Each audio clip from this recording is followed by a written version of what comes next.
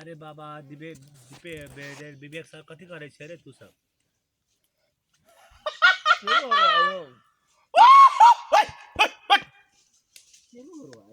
सिलु भागी छ त्यो बेलुका फोन गर्छु भन्दैछ मौलीमा आएपछि म फोन गर्छु त आइहाल भन्दैछ मलाई हाल्न प्याज हाल दौडिसक्यो त्यो तेल धेरै भयो